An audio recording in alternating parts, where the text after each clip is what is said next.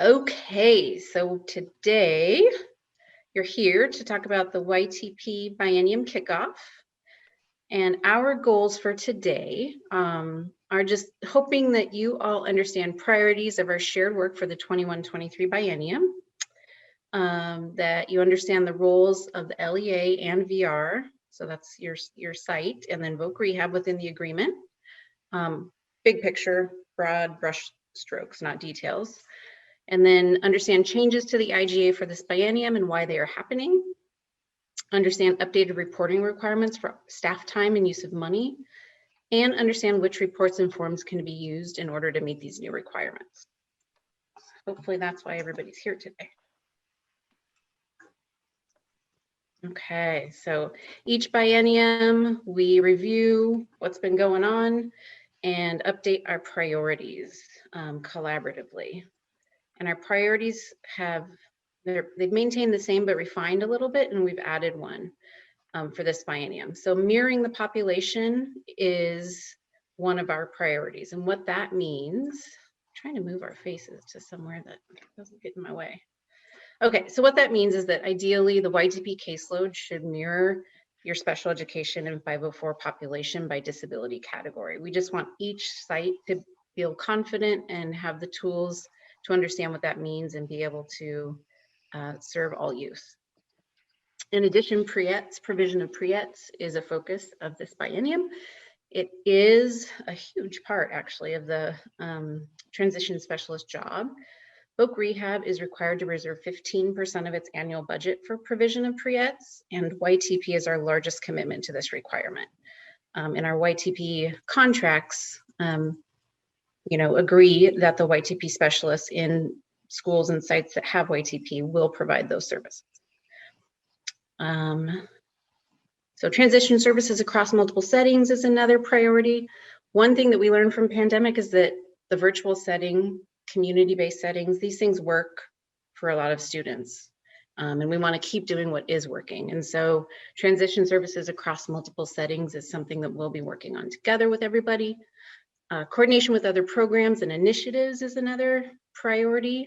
In particular, a closer connection with TTAN, which is the Transition Technical Assistance Network in Oregon.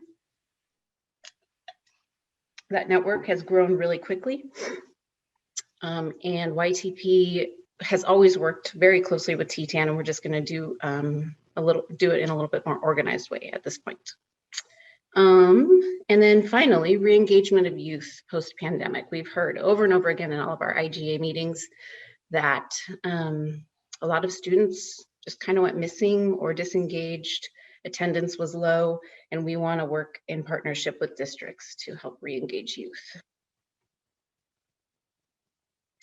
While I have your attention, I wanted to quickly go over the roles within the IGA.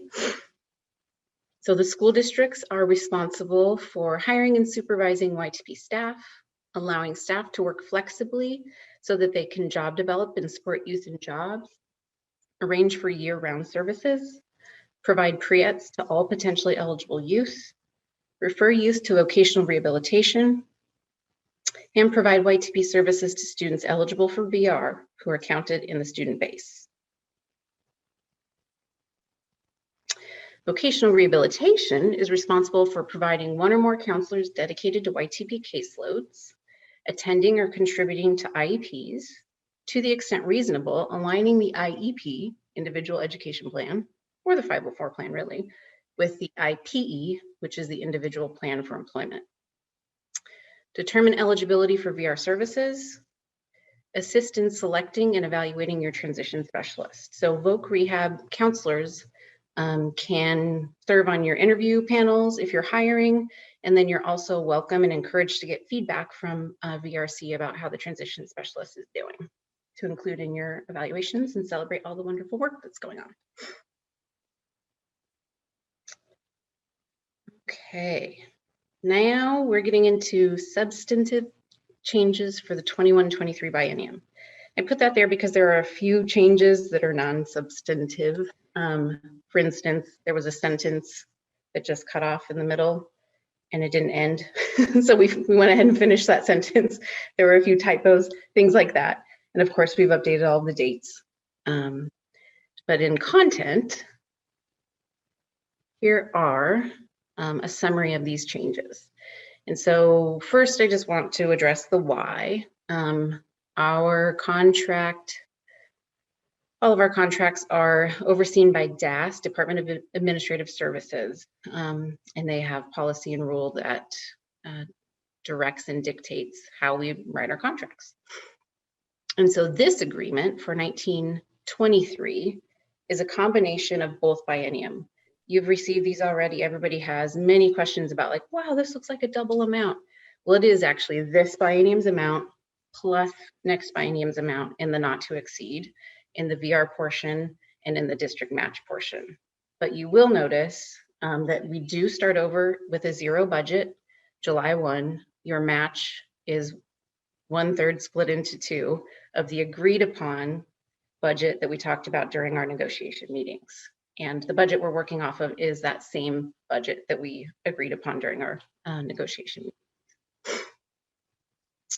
Okay. If there are any questions about that, be sure and let me know. Cohort model is new. We've been talking about it for a while, so hopefully it doesn't sound brand new, but it goes into effect also July 1 here. Why are we doing this? Ultimately, the data are going to be more accurate and useful. So in our old database, which I think the last update was 2007, if I'm correct, we couldn't easily look at time periods. And now what we're able to do is look at who is doing what and when.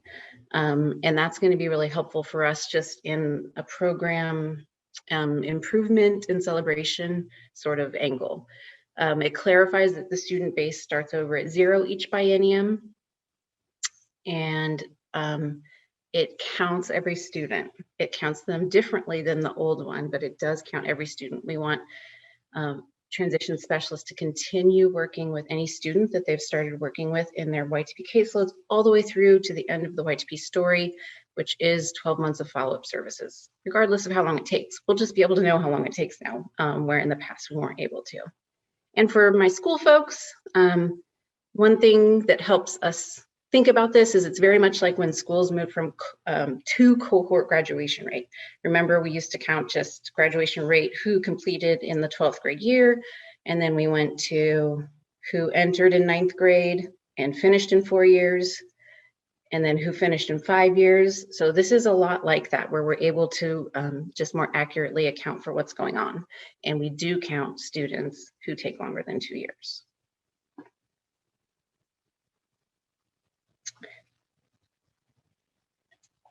Transition specialist. The IGA used to read, transition specialist takes lead responsibility in ensuring the IPE is carried out. Now it adds in collaboration with the VRC takes lead. Why are we doing that? Well, the VRC ultimately has ownership and responsibility of what's in that plan, what is spent for in that plan, what's carried out in that plan. So it really needs to be a partnership. And we wanted to call it out specifically just to try and set teams up for success, because I know our transition specialists and our VRCs, everybody's working so hard, and many people read the IGA and take that just kind of to the letter. So we wanted to put this in there to show that it is really about partnership and collaboration. And then I just put a little aside in here that OSERS guidance calls for more student voice and team input into the individual plan for employment.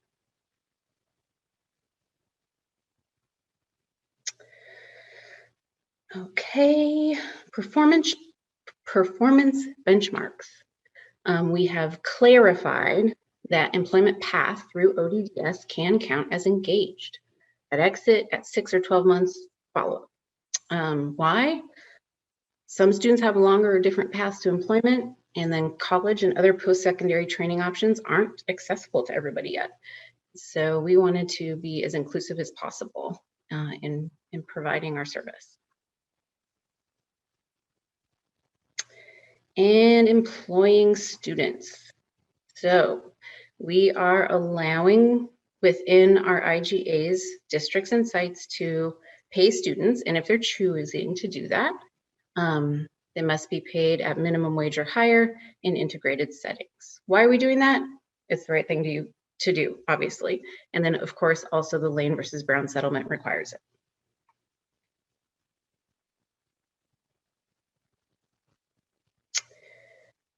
General reporting.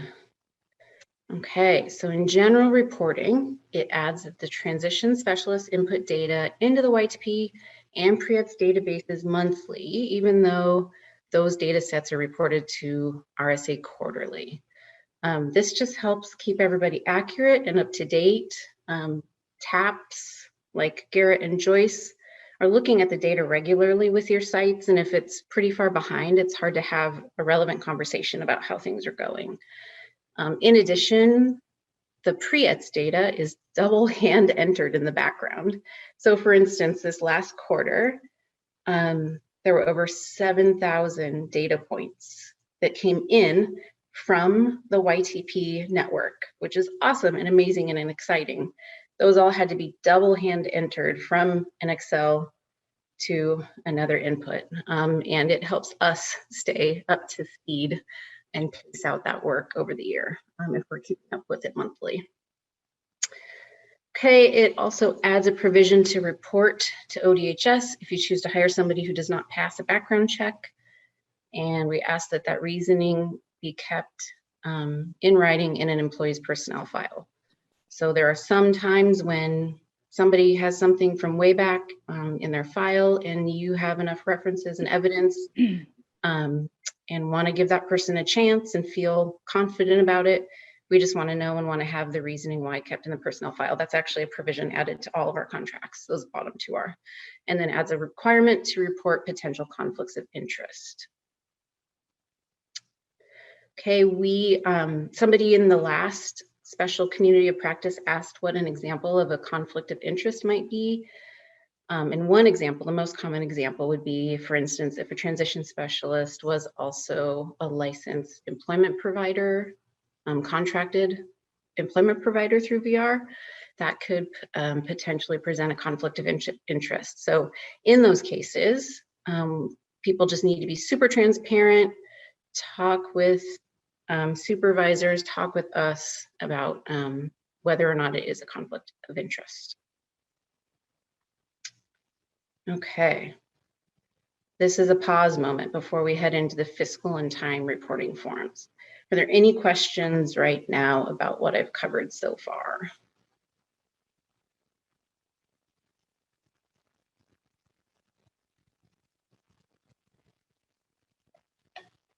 Anything in the chat? Nothing in the chat yet. Anybody want to unmute and ask a question? Quiet group. Okay. We'll move on to fiscal and time report. Dun, dun, dun. Okay, so as we discussed in each of our IGA meetings, YTP IGAs underwent several audits between spring of 2020 and 2021. The findings and changes were put into place to prepare us for an on-site monitoring from RSA. We haven't been monitored on-site for 12 years, so it's coming probably next year. And when WIOA came out, the provision to spend PREET's 15%, YTP being a large part of that, the rules around PREET's dollars were not clear. There was not a ton of guidance. And as the years have gone by, it's becoming more and more clear. And so we have learned a little bit about that from these audits, as well as from talking to neighbors who've been monitored recently. And that's why we're making the changes that we're making.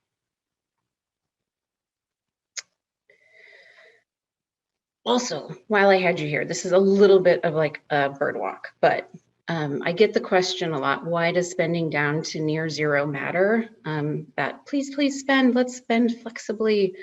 You know, I've talked about the 15% being required and that YTP is the biggest commitment. So if we underspend our YTP contracts significantly across the state, there's a possibility we don't spend that required 15%. And what happens if we don't is we're essentially fined in a reduction in our overall budget in the subsequent year. Okay, and then once we hit the 15%, if we don't use money, which that's the situation we're in now, then it's kind of use it or lose it. It just ends up going back to the federal government. I just wanted to go ahead and say that while we were all here. Okay, quarterly fiscal reporting. Is Mark Schaefer on here? He emailed earlier. Mark Schaefer from Oregon Trail, Sandy. Yes, he is.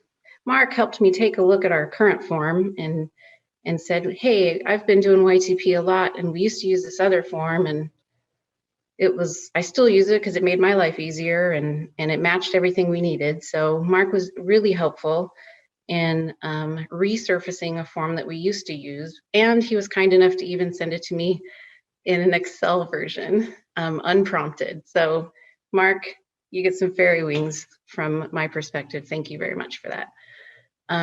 So it's updated, it's broken down into budget line items that align with the approved budget sheet.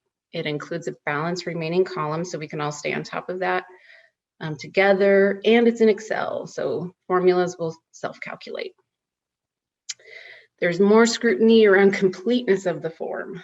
So it comes to me, I take a peek at it, make sure everything looks good. I send it on to a central invoicing department for the state of Oregon. So you have to imagine this big, huge organization, right? So if they see things that are inaccurate or incomplete, not signed, they bounce it back to me. So please just submit complete forms, and remember when I bump them back to you that it's not me, it's coming from our central office. We now also need an attached expense report for the things that are charged against the grant. It should line up with the amounts on your fiscal report. And what we're asking for is line item summaries only. And we are asking that you save all of your own receipts for on-site monitoring. And what that means is I'm hoping to get out and visit sites once every several years. And when I do that, I'll ask for a month or two of records just to take a look at it and have a conversation and see if we're on the right track together or if anything needs to change. And that's really what RSA is looking for, is that we have built an internal mechanism for tracking all of this stuff. And of course, please don't charge prohibited purchases to the grant. And I have a slide that gets a little more detail around that in just a moment.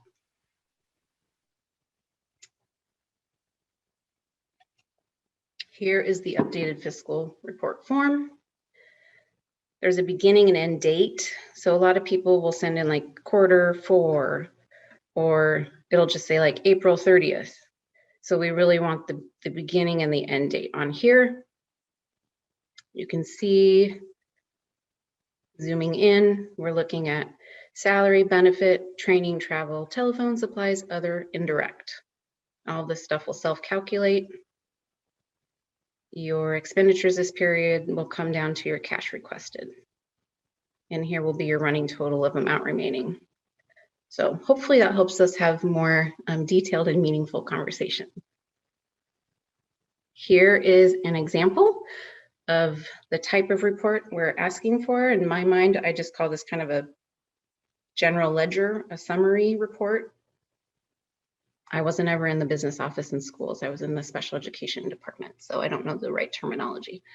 But you can see, we're looking for personnel costs and then summaries of these other costs, date to date. Here's a different example. Different districts use different software. So I'm just showing you a couple different examples here. Date to date, summarized, lines up with what's on that fiscal report. You're keeping evidence of all your purchases for review, should we need it, for when I get to come visit you, and we have tea and cookies together.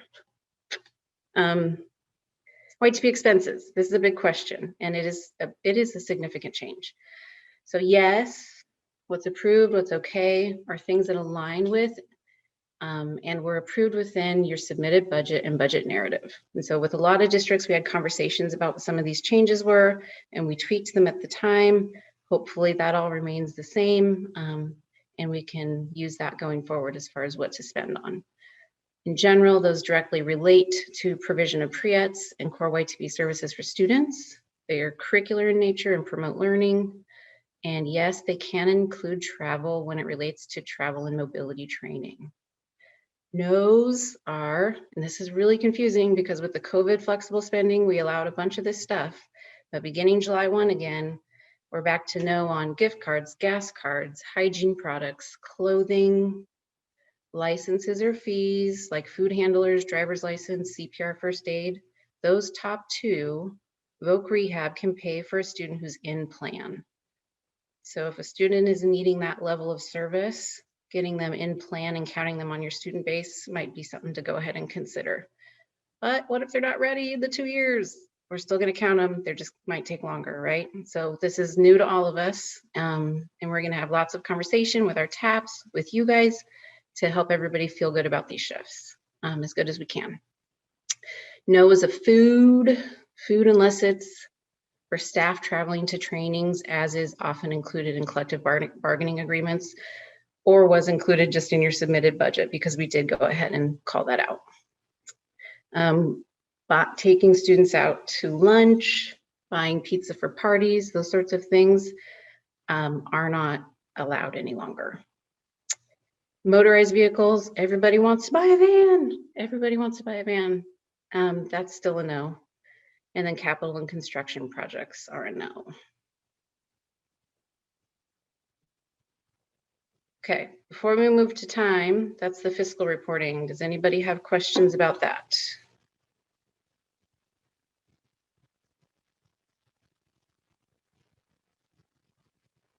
Anything in chat? There is a question in the chat. Will the purchase of food type items for student-run businesses be allowed? If it was included in your budget narrative, then yes, to a certain extent. We did receive some recent guidance that is too new, it's too new for me to comment on confidently, where we have been asked to look a lot more closely about funding those types of things. And so what I can say right now is if it's something that was not approved in your budget narrative, I'm so sorry, but no. If it was something that was approved in your budget narrative, I'm actually I'm going back through and reviewing all of them and looking for that, and expect a call from me, or you can go ahead and reach out to me before I get to you so we can figure that stuff out.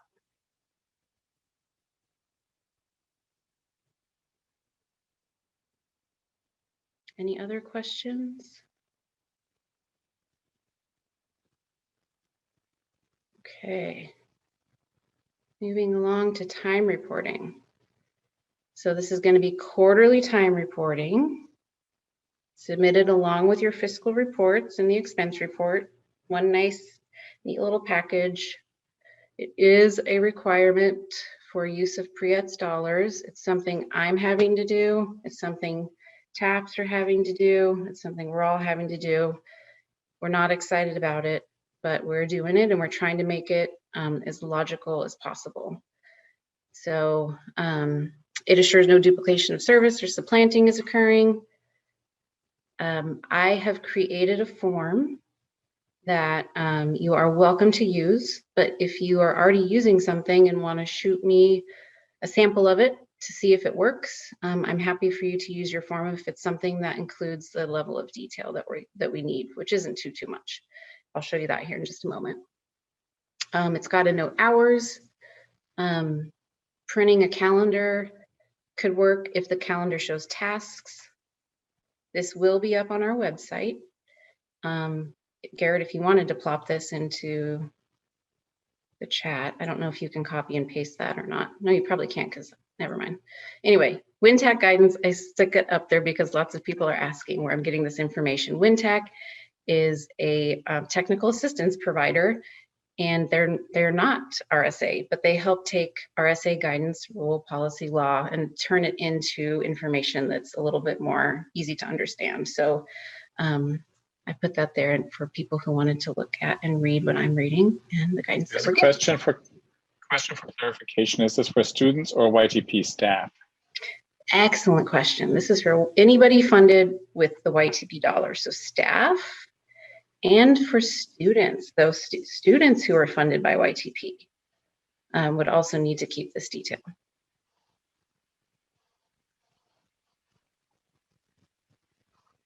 Okay, so it's anybody funded with Students YTP that are dollars. students that are enrolled in voc rehab are supposed to be keeping track of this as well.